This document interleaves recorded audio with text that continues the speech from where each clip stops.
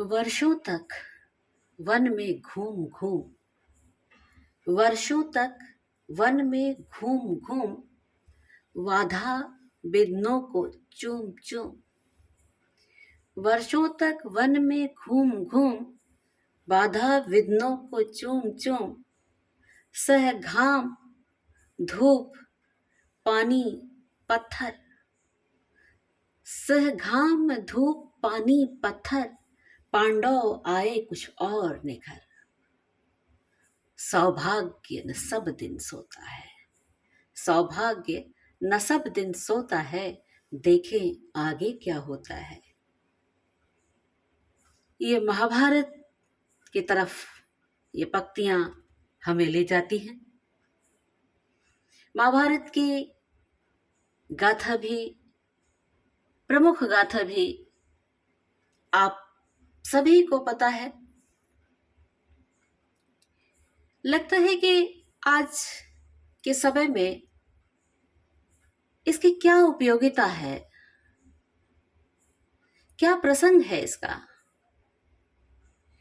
क्यों ये आज के समय में भी प्रासंगिक है। कुछ लोगों का कहना है कि हम गड़े मुर्दों को क्यों उखाड़ते हैं, क्यों उखाड़ते हैं हम गड़े गड़े हुए मुर्दों को। लेकिन एक बात बताऊं मैं आपको, किसी भी पुरानी चीज को या इतिहास को जब हम पूर्ण गहराई से पढ़ते हैं, समझते हैं, तो वो गड़े मुर्दे उखाड़ना नहीं होता है। वहीं से हम खजानों को भी खोज निकालते हैं। हम कुछ ऐसे सबक वहां से प्राप्त कर लेते हैं जो लगता है तब ही नहीं, आज भी इनका इस्तेमाल किया जा सकता है, आज भी हम इनको प्रयोग में ला सकते हैं। हमारी नई पीढ़ी जो हमारे पिछले इतिहास से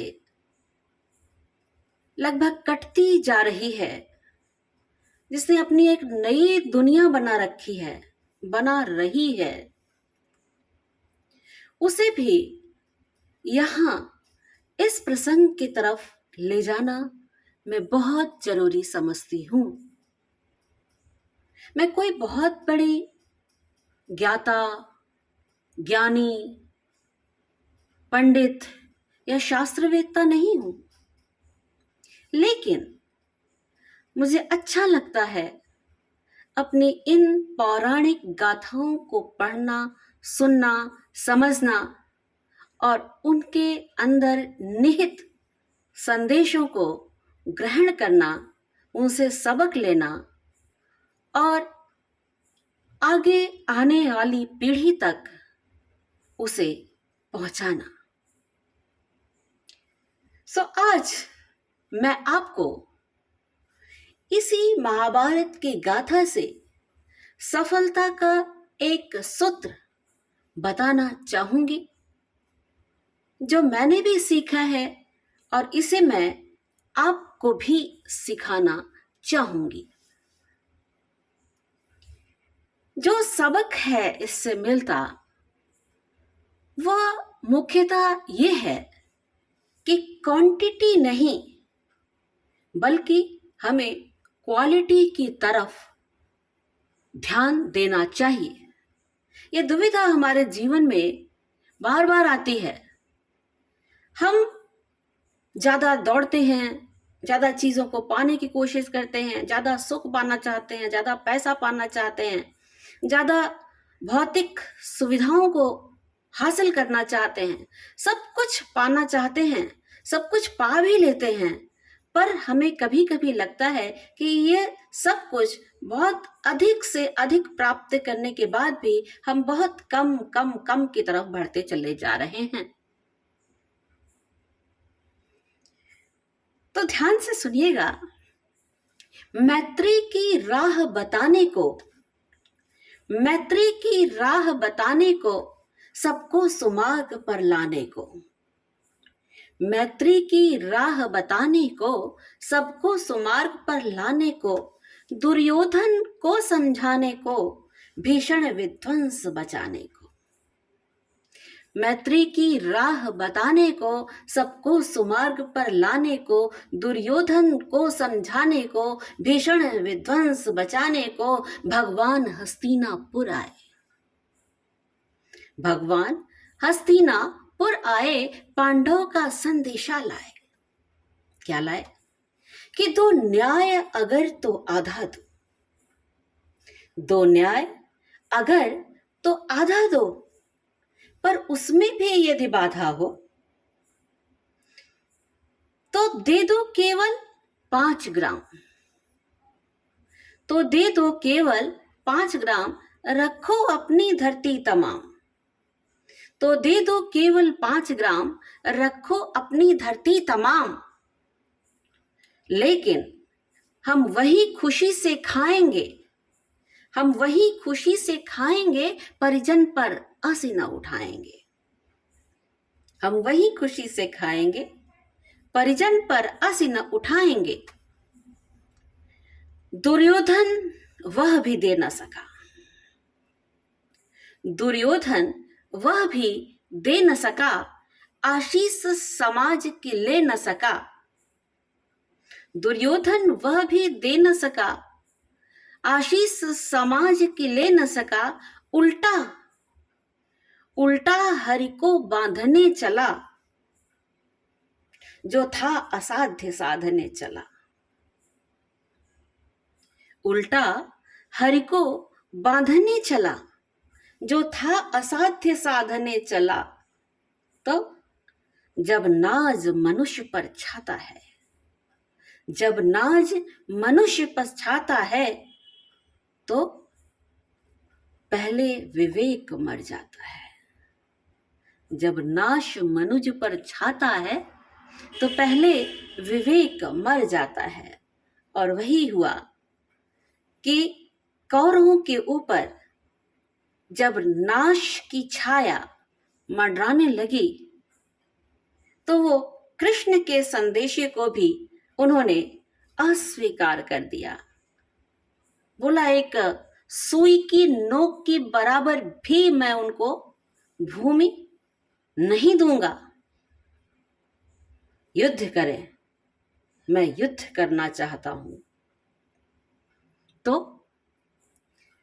कृष्ण ने अपने तरफ से उन्हें बहुत समझाने की कोशिश की, और अंततः निष्पक्ष रहते हुए उन्होंने, क्योंकि दोनों ही उनके संबंधी थे,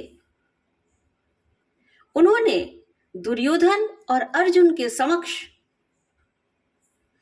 अपनी एक बात रखी कि तुम दोनों ही हमारे संबंधी हो, और यदि युद्ध अवश्यंभावी ही है, होना सुनिश्चित ही है, तो मेरी तरफ से जो मैं दे सकता हूं वो मैं देना चाहता हूं।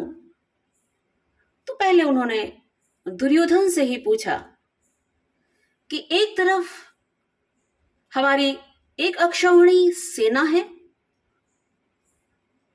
और दूसरी तरफ मैं स्वयमेव अकेला हूं।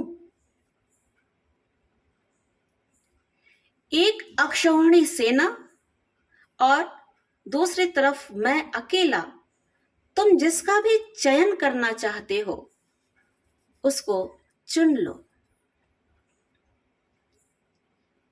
दुर्योधन ने पल भर भी ना लगाया सोचने के लिए। उसने सोचा कि एक अकेले कृष्ण को लेकर मैं क्या करूंगा। मैं अक्षौहिणी सेना ही ले लेता हूं, 11,000 अक्षौहिणी सेना बन जाएगी हमारी। उनकी तादाद ज्यादा होगी, एक कृष्ण क्या कर पाएंगे। और उसने अक्षौहिणी सेना को चुन लिया, और कृष्ण अर्जुन की तरफ रहे। अर्जुन की तरफ रहे, लेकिन सेनाओं में जो युद्ध होता है, जब सेनाओं की गणना होती है, उसमें सारथी की भी गणना नहीं होती है। कृष्ण सारथी ही थे। तो एक तरह से अर्जुन को कौरव को तो बहुत कुछ मिला, पर पांडवों को ऐसा कुछ भी प्राप्त नहीं हुआ। लेकिन कृष्ण, जो कि भगवान थे, ईश्वर थे, वह उनके साथ हो गए और अनंतो गत्वा क्या हुआ, आप सब उस परिणाम को जानते हैं। कौरवों की सेना को दुर्योधन के समेत महाभारत के युद्ध में धूल फांकनी पड़ी, परास्त होना पड़ा, जान से हाथ धोना पड़ा, कौरव वंश समाप्त हो गया और पांडवों की विजय हुई। तो जो सबक मिलता है हमें, क्या मिलता है, क्या संदेश मिलता है हमें, क्या सबक मिलता है हमें, कि हमें क्वांटिटी पर नहीं बल्कि क्वालिटी पर ध्यान देना चाहिए। मात्रा पर नहीं, गुणवत्ता को ध्यान में रखना चाहिए। यदि हम गुणवत्ता को प्राप्त कर लेते हैं, यदि हमारी क्वालिटी अच्छी है या हम क्वालिटी को लेते हुए काम कर रहे हैं, तो हम अवश्य विजयी होंगे। इसलिए गणनाओं को छोड़कर, मात्राओं को छोड़कर, गिनतियों के फेर में ना उलझकर हमें क्या चुनना चाहिए? गुणवत्ता को चुनना चाहिए। हम अवश्य विजयी होंगे।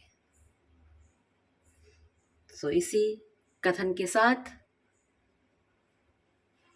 मैं आज आपसे विदा लेती हूं। आपसे एक बार पुनः अनुरोध करूंगी